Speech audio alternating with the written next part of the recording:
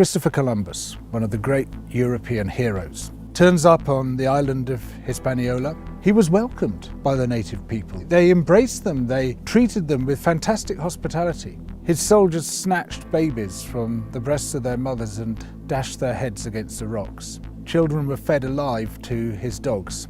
Women's breasts were cut off.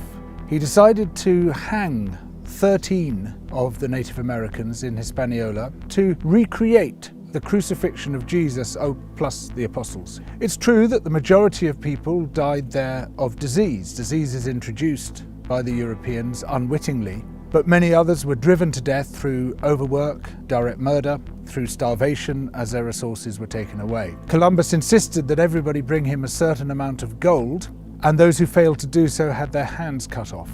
Some were sent back to their villages with their hands and their noses tied around their necks, having been amputated by his soldiers. And what he did there set the pattern for the genocidal extermination of almost all the Native American peoples. 100 million before Columbus made landfall.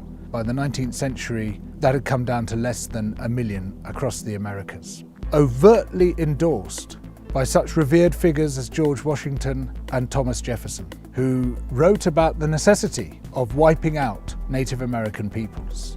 In Britain, we present the colonial project as being about teaching the natives table manners and double-entry bookkeeping. In India, the British manufactured a famine in the 1870s, out of nothing. There were food surpluses, massive amounts of food, but the governor, Lord Lytton, insisted that this food be exported wholesale to Britain. The ensuing starvation killed at least 12 million people, possibly as much as 29 million people. All relief works were banned except for hard labour in labour camps, where the inmates received the same rations as the inmates of Buchenwald, and where there was a 94% death rate per year. This was all done in the name of liberal free market capitalism. Of course, the British did something similar in Ireland. In Kenya, soon after the Second World War, there was an uprising by the Kikuyu people who wanted their land back.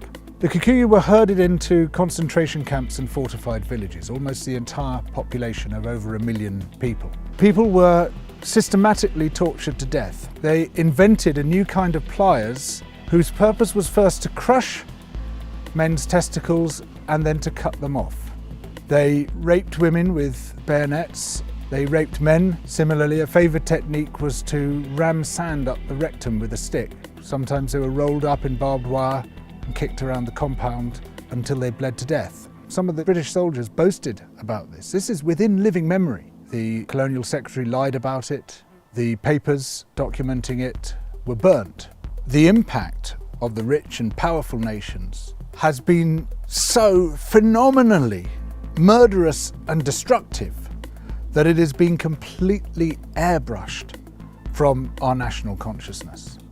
In order to justify the land-grabbing colonial projects, you had to create an ideology. We, the Europeans or the Americans, have come to rescue the rest of the world from its depravity and backwardness. But in order to do that, you have to be able to demonstrate that the rest of the world is depraved and backward. From this arose the racism that is still with us today. It was a necessary component of the colonial project. Some people might claim, well, okay, we broke a few eggs to make this omelette, as if all those human beings were eggs. But look at the omelette, isn't it fantastic? Look, we've made this fantastic omelette. Forget about all that unpleasant stuff and let's just celebrate where we are. Where we are is a continuation of the project. We commodified people's land and people's labour and turned it into our property. We're also destroying the rest of the living world alongside it. We don't have to be like this. We are the same human beings as anybody else. We're all part of the same big human family. We just have to recognise that, accept that. And of course, within Western countries, there are plenty of brilliant people resisting colonisation, both internal colonisation within our own countries and external colonisation of other people's countries. These are the voices which must come to the fore, those who emphasise altruism and kindness and generosity and empathy for others, those who recognise that skin colour And any other difference of language, of religion, of background is completely irrelevant by comparison to what we share, which is our humanity.